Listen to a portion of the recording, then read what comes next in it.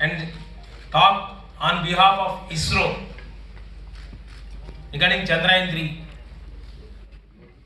I would like to thank Director Sir and the senior faculty members and my younger generation who are here, and gives me an immense pleasure seeing this much younger generation excited about the space, and it has been created by Chandrayan 3.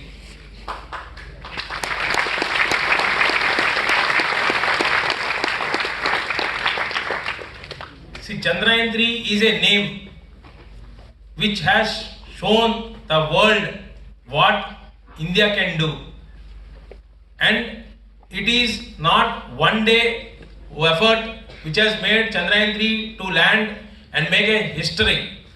It is a team effort which has been pursued from Chandrayan 1 onwards. A meticulous planning and operations, a perfect planning of timeline of events was planned.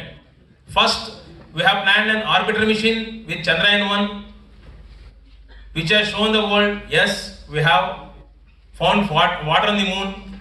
Then coming to Chandrayan 2, next objective from our management was we should have a landing mission and we should have a rover moving on the lunar surface. So we have started work for Chandrayan 2, and okay, Chandrayan 2 we had a slight unsuccessful at the last moment, but that was a learning lesson.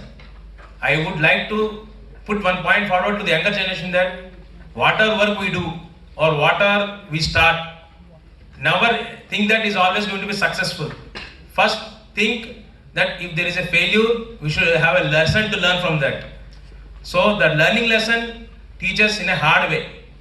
So when Chandrayan 2 failure happened, we all know what has gone through all our minds, and the whole country was behind us. Yes, we have tried our best, but we had some unsuccessful event.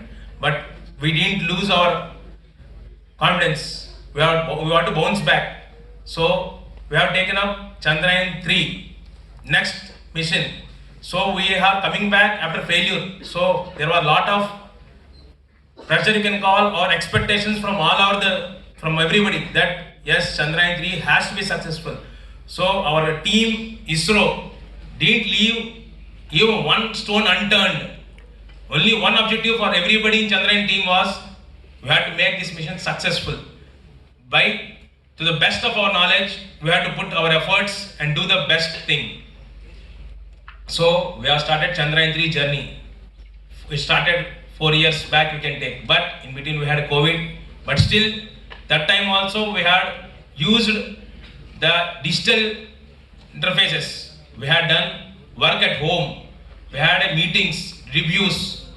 No, we didn't leave the time as unuseful. We have made it a useful time.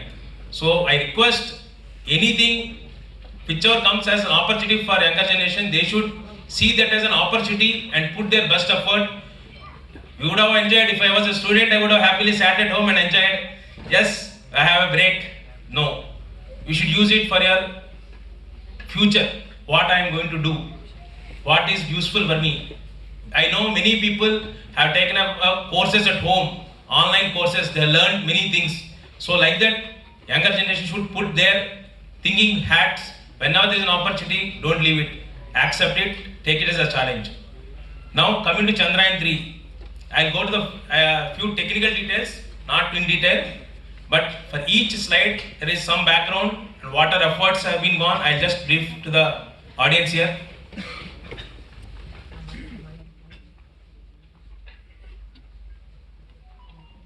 The first slide starts with, you may see a failure slide. This slide shows how many countries have attempted.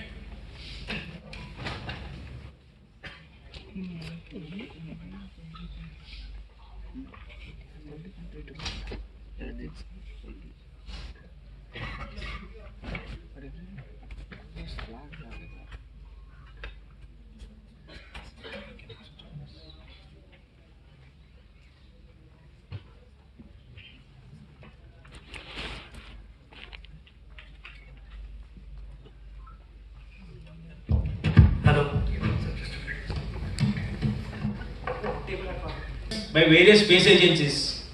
We know that in the world there are many countries, superpowers, which have attempted landing missions like USA, Russia, USSR we can call that time, and India. So we can see on the moons, if you take this moon, many countries have tried to attempt landing towards the northern side and near the equator of the moon. Everybody tried, but everybody was not successful in the first attempt. So if you say USA had 3 unsuccessful attempts, then only they had a success. Similarly, USSR, Russia, that is, we had 11 attempts, then only they had a successful landing. Then India had 1 unfailure, then success. After that, after Chandrayan 2 and before Chandrayan 3, there were some other space agencies which have tried to have a safe landing, soft landing on the moon surface. Beresheet, which is from Israel, Hakatu from Japan, Luna 25 from Russia. This Luna 25 was the mission which was supposed to land very close to the landing site of which was proposed for Chandrayan 3 lander Vikram, but they had some technical issue which has crash landed. That was few days, just 1 or 2 days before the Chandrayan 3 they were supposed to land. So there was again a pressure on us. So whether we will be the first to land at the South Pole or somebody else. No, that pressure is an artificial. So we need to plan, we need to put our effort for doing our work. Don't get perturbed by what others are doing. I am trying to add some message in between with my technical points to the younger generation so that they grasp it, it will be useful for their life. Coming to the Chandrayan 3 timeline milestones. This is how the satellite whole composite looks, where we have composite formation. Actually, before I go to the composite formation, see, there is a lander named Vikram. There is a rover named Pragyan. These two has to be carried from Earth. Launch vehicle, rocket will take it, lift it off, separate at the respected orbit, designated orbit. After that, if you want to make lander to carry itself to have the fuel to go from Earth to Moon and have a landing, it becomes a huge, means we should have enough propellant loaded in the lander itself, and the mass of the lander becomes huge at the time of landing. Means what? Your design of lander to take the landing load should be different than the lander alone it is. So what ISRO has made the design is, there are many ways of achieving this objective, but ISRO has taken the route of, we have a propulsion module which will carry the Vikram. When I say Vikram, you assume its rover also is inside that. Whole lander to the moon's orbit, and they will get separated out. Once they separate out, lander has to be independent on its own. And once lander lands, rover has to come out, rover has to be independent on its own. That was the conception's design was planned for Chandrayan 3. So this is the whole composite which was there on the payload shield. This is the interface ring with the launch vehicle that was carried, and we are launched on 14 July. Then before I go to the soft landing which happened on 23rd August, there is a series of events which have happened en route. See, we have something called a specified whole travel of composite, or we can call Chandrayan 3 has been split into 5 sub-points. One is the launch phase, which is carried by the launch vehicle. LMV-3 Mark 3, which is our launch vehicle. That is also indigenous. Earthbound phase, where the whole composite along with propulsion module is controlled by the propulsion module, and it is carrying the lander along with rover to the moon's orbit. And we have series of burns. You can see this is what once launch happened. We have a series of burns which are happening at the peri point. I am not going into more details. Peri means it is the nearest point there. Apogee is the farthest point from Earth. So this is the orbit which the launch vehicle is injected. Then we have performed a series of maneuvers. Means the propulsion module engines are fired in successions at different timelines at the peri points, so that the orbit becomes bigger one. So we had a series of 5 burns using the propulsion module. Then we had one more burn, that is your called TLI, trans-lunar injection. Means it is, this is the orbit, means it is going towards the moon. Only thing is, if we assume the moon is rotating around the earth, the point when it is intersecting the orbital plane, where moon is moving around the earth, when it reaches that point, moon should be there. If moon is not there, satellite will go. There is no moon capture happening. So the planning of capturing the moon should be so meticulous, time bound, where we reduce the velocity so that moon's gravity pulls the satellite into its sphere of influence. So when it reaches that point, we have done the lunar orbit insertion by reducing the velocity, and it has got satellite whole composite captured into the moon's sphere of influence. Then again, we are in the bigger orbit now. We need to come, our objective was when landing is going to happen, we need to start our descent. This is ascent, that is descent, means we have to land. So landing can be done by using the lander module. So we try to reduce the orbits by firing again at perigee with appropriate orientation. So we reduce the orbit. Once the orbit got reduced to around 150 by 150, now the job of propulsion module is over. Propulsion module has done its job. So now we need to separate the both lander and propulsion module. One important point is, in all these things, we have to use some resources which are common, because there is a limitation, or we can call the design which lift off mass of our launch vehicle can take it up. So we had to use some resources of lander as a composite utility for propulsion module also. So before separation, we need to transfer the resources back to lander. Again, lander will take over these resources like wheels, which are the actuators for the whole control of the satellite. So that wheels were transferred back to lander, and both got separated, which is one of the most important or challenging thing, because there is always separation doesn't happen, nothing in middle. So both propulsion module and lander module has to get separated. After separation, this is what separation we can see. There's two independent satellites, which happened on 17th August. After that, the point is now landing has to start. When? Some date 23rd August we have fixed. When we want to do the landing, our requirement was defined very clearly. When landing is happening, we should have sun rising at the landing site, and elevation of the sun should be 6 degrees. That was the objective, because our cameras which are there, which will assist us in the landing time, are purely based on sunlight. Sunlight has to be there. So these are the guidelines or requirements which are available to us. So we planned a separation at this point. Then the difference, the time between this separation to the landing start, approximately 6 days. In these 6 days, now landing demands some sensors, actuators, performance to be evaluated. On ground we would have done a number of simulations, testings, everything. But space gives a totally different challenge for us, because in orbit, always before we use them, we should assess them, whether they are going to perform or work to the requirement what we want. So the 6 days were used for assessing the lander systems and their performance, so that if any fine tuning the configuration parameters required, we can do it in that 6 days. So then during landing, soft landing successfully happened on 23rd August, which all of you are aware. So this is a brief history which has happened from separation till landing with timeline. Next slide.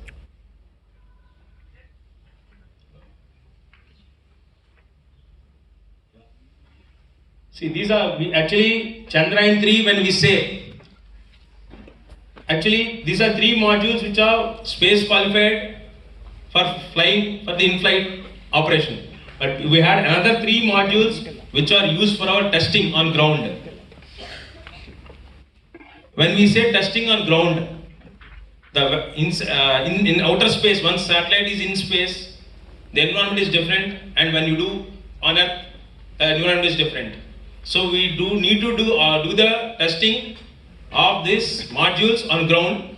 So for that purpose, we had something called integrated cold test, where only the sensors, before we fly them in orbit, has to be tested. We have done that integrated cold test. Here, sensors which are going to be used for landing have been tested in integrated cold test. Then we have something called integrated hot test. When we say integrated hot test, sensors under the LAM engine, means engines are firing. So how the sensors behave, that has to be tested. So that was the integrated hot test. Then we had something called lander leg drop test. See, lander leg drop test means the lander is landing under the moon's gravity with the controlled thing. When it is touching the moon surface, the load, the shock has to be taken by someone, that is the lander legs. So the lander leg drop test was carried out. For this, a simulate lander leg test simulate facility was built, and we have tested the lander leg test facility using lander leg drop test. Means we have dropped the whole equivalent mass. You know that mass on Earth and Moon is 1/6. So whatever mass we simulate should be 1/6 there. Water is here. That's what is the requirement. So we have built this facility. Then in this integrated cold test, a helicopter was used to evaluate at different heights the sensor's performance. In integrated hot test, a crane was built, and it was done in Srikanth with different engines with a bungee cord hanging like the crane. The sensor, the whole facility, whole module was tested hanging. When control loop action happens, it will control. When control is over, it will come down. So that type of test facility was built in. So for this preparation, for this to have successful, these are the extreme tests which have been done using the hardware. But we should also see there is some sort called software or simulations, navigation, guidance, hundreds of simulations with different configuration parameters variants were tested. And along with that, we also carried out the Monte Carlo analysis, which everybody will be aware here. And we need to build, because we are coming back after failure. So nobody will expect us now failure can happen. So we need to build multiple paths in the whole navigation and guidance. Any of the sensor malfunctions, or we have an issue with our guidance or navigation, under any condition should have soft landing. So that is our objective. For that, multiple paths are built into the software. It was tested in our ground testing facility by varying different parameters, input parameters. So all these tests were carried out extensively before the Chandrayan 3 was declared for launch, which was reviewed by very high level committees, internal as well as national level committees. Many people have reviewed and found that yes, results what are being presented and what are simulations showing are in line with the expected results.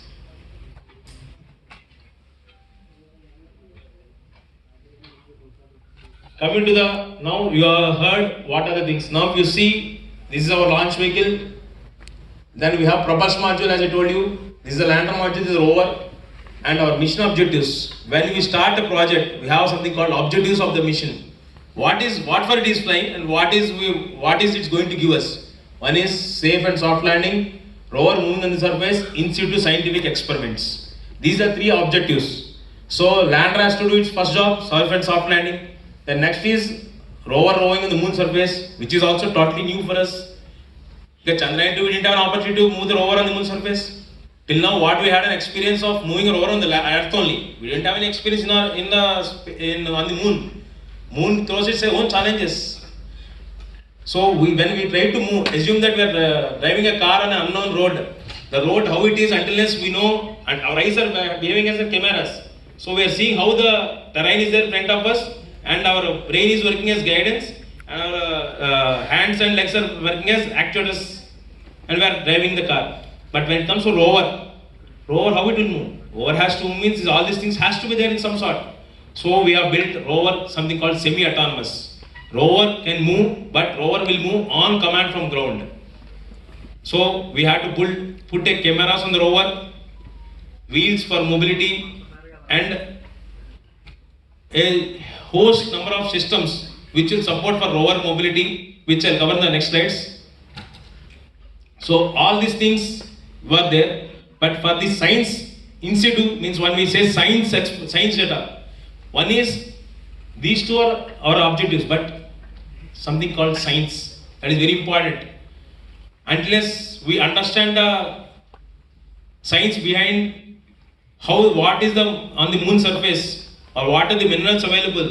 Unless some sort of scientific experiments are carried out, we will not know anything about it. For that, a host number of payloads were built and flown on lander Vikram and rover. So we had a lander, 3 payloads on lander, 2 payloads on rover,